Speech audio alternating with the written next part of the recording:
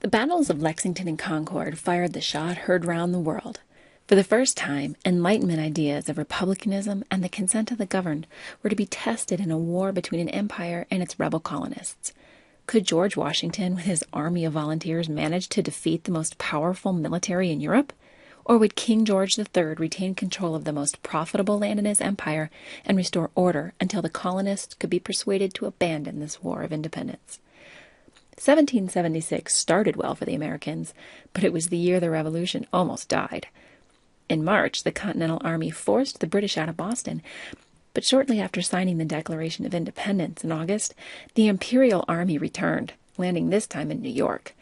The well-trained, well-equipped British fighting machine overwhelmed Washington's ragtag band of militia in the biggest battle of the war. They captured 3,000 American prisoners of war and set them adrift in a rudderless ship in New York Harbor, commencing the use of deadly prison ships, where more patriots died than in combat. On September 11th, 1776, the British commander offered peace and an end to the war. All the Americans had to do was retract the Declaration of Independence. Everything else would be forgiven. The Americans, led by John Adams, refused these terms. So from their new base in New York City, Britain moved into New Jersey, capturing more territory, a fort, and supplies that Washington badly needed. Things continued downhill from there. The Continental Army had dwindled from an impressive 20,000 troops in March to just 5,000 by winter.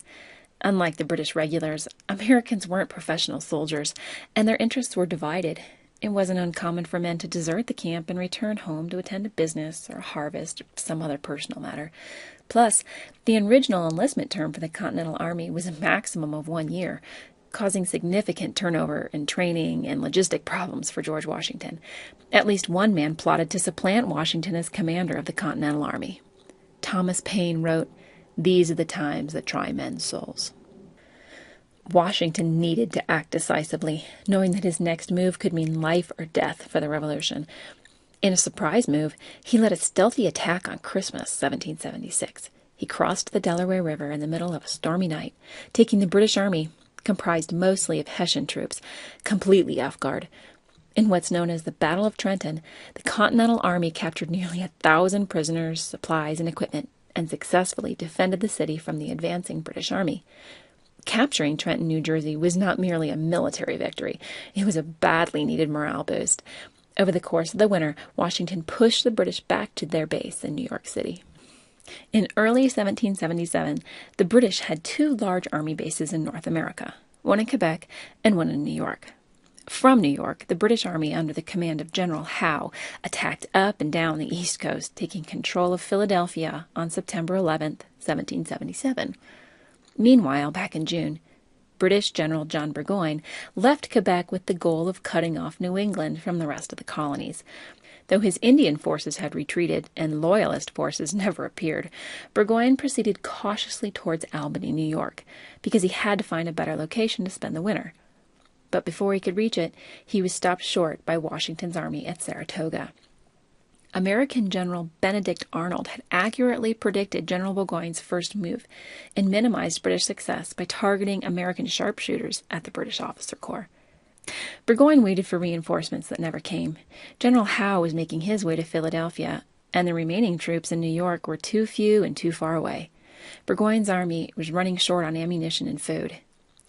After an unauthorized, drunken charge led by Benedict Arnold, Burgoyne was outnumbered and surrounded. He surrendered to General Horatio Gates on October 17, 1777.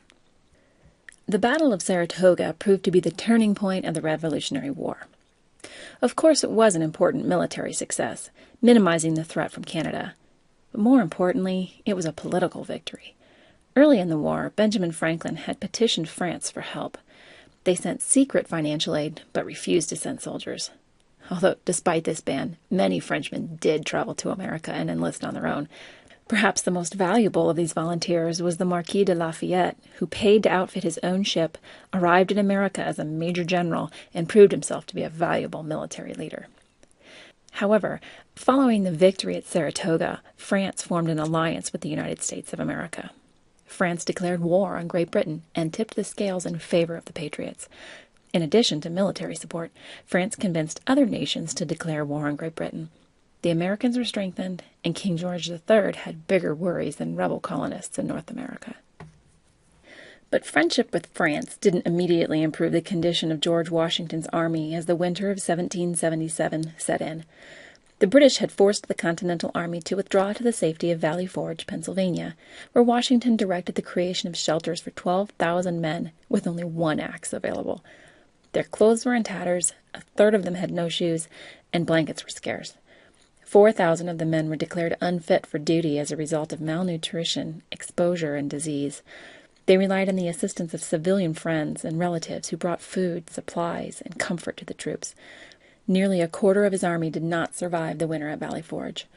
Washington wisely decided to use the winter to his advantage and found help from the Marquis de Lafayette, as well as a Prussian officer named Baron von Steuben. He figured that keeping the men busy would not only improve morale, it would make his men better on the battlefield and more efficient behind the lines. Though history has revealed that von Steuben was not truly a baron and that he had inflated his credentials, he was effective in systematically training the American soldiers based on the Prussian military system. In the spring of 1778, Washington's reduced force was better organized and more prepared for battle than they had been the previous fall. Plus, France had drawn off British troops and soldiers from North America so that they could fight France in the Caribbean. France also brought soldiers to help the colonists fight. Things were looking up. Let's review. Under George Washington's leadership, the Continental Army had forced the British out of Boston in March 1776. When the British returned that fall, they were stronger and better organized than before. They easily captured New York and offered terms of peace. The Americans refused, and the British proceeded to conquer the surrounding territory. With a dwindling army, Washington executed a surprise attack on Christmas 1776, launching the successful Battle of Trenton, ultimately driving the British out of New Jersey. The British, under General Burgoyne, pushed down from their base in Canada with the intent of isolating New England.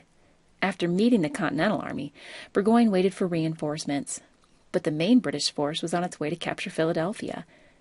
Washington won the Battle of Saratoga, inducing France and some of her allies to join the fight on the American side. Meanwhile, the colonial troops were exhausted and running out of supplies.